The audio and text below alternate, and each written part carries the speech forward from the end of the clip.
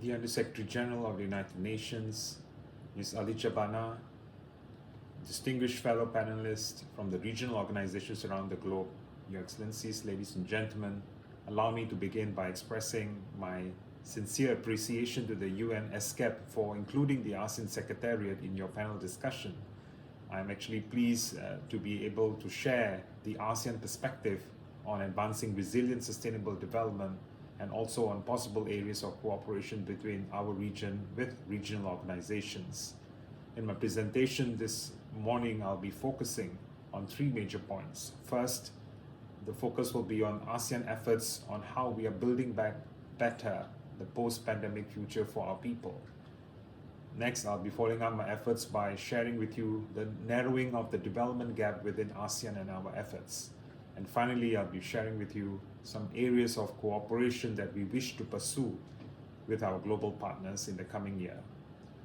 Excellencies, ladies and gentlemen, let me start by first sharing with you on the ASEAN journey of recovery after facing unparalleled loss of lives and livelihood in the region for the last 2 years brought about by the pandemic. I must say that the ASEAN journey of recovery has actually been guided by the ASEAN Comprehensive Recovery Framework, which is the region's consolidated strategy for COVID-19 recovery and beyond. Our aim was not just to recover, but to build back better. And with this in mind, the ASEAN leaders actually adopted the framework and its implementation plan, which set out 5 important strategic areas. First, the focus on health systems. Second, the focus on human security.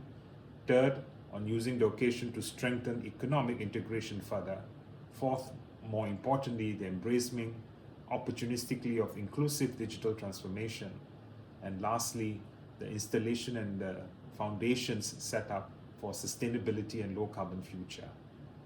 As one of the immediate measures undertaken was in the area of health systems, the ASEAN member states worked very hard the last 2 years to vaccinate their 670 million population in order they can open their economies fully and bring back general travel.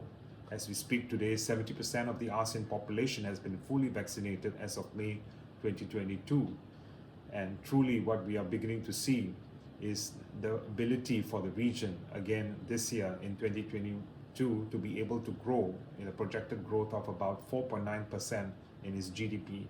And in fact, we are projected to grow by another 5.2% in our GDP for next year.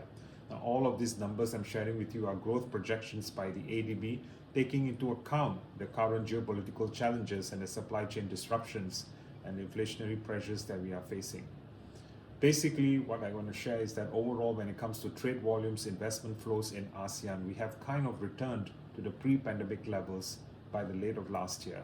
And all this basically is driven by the strong demand in resources and commodity sectors, the demand in food agriculture, the demand in medical products, construction and manufacturing, and ICT services.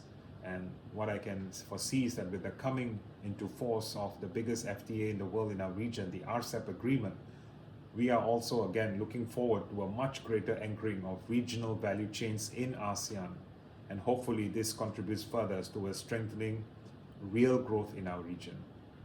Ladies and gentlemen, coming to my second point on the narrowing of the development gap in ASEAN, basically what I want to share with you is that the principle of leaving no one behind is deeply rooted already in ASEAN.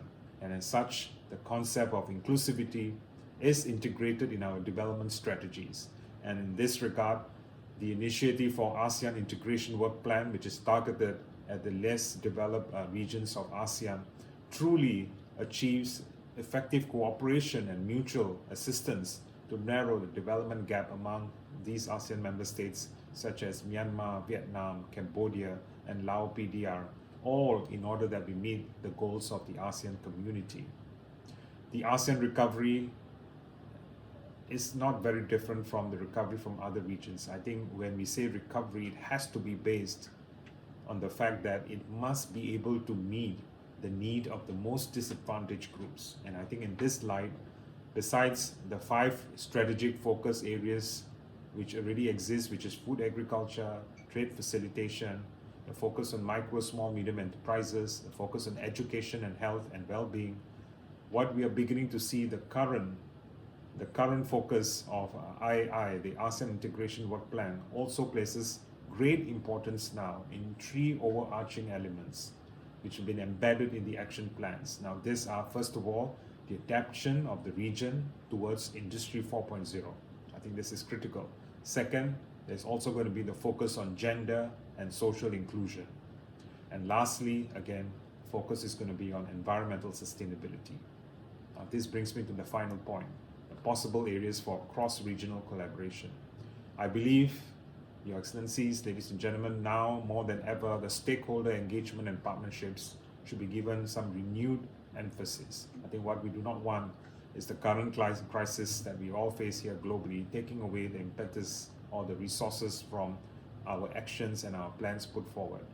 We at the ASEAN, we continue to seek technical cooperation and collaboration with all the global partners in many areas. And in this regard, I'm pleased to inform you that ASEAN has, in 2021, we have launched the framework for circular economy for the ASEAN Economic Community, and we've also adopted the ASEAN Taxonomy on Sustainable Finance, all in order to facilitate our region's focus on sustainable economic development.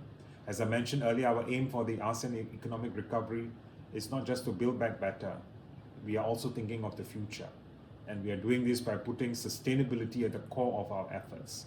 No longer is it possible to put sustainable agenda just lying within the environmental sector. Today in ASEAN, the leaders have tasked the finance and economic sectors to take the lead and to develop sustainable strategies which are both necessary and practical in achieving a carbon net zero economy for the region. Now, to ensure the ASEAN transition to circular and carbon neutral economy is met, multi-stakeholder engagement and collaboration is what we are looking for, particularly from the private sector. I look forward to all the support forward in our ASEAN efforts in promoting and integrating circular economy and sustainable consumption and production strategies and best practices. Ladies and gentlemen, considering the diverse range of leaders and the various associations and organizations on the panel, I'm really optimistic the discussions today are going to be beneficial and very fruitful. I wish all of you the best of luck in our conversations today.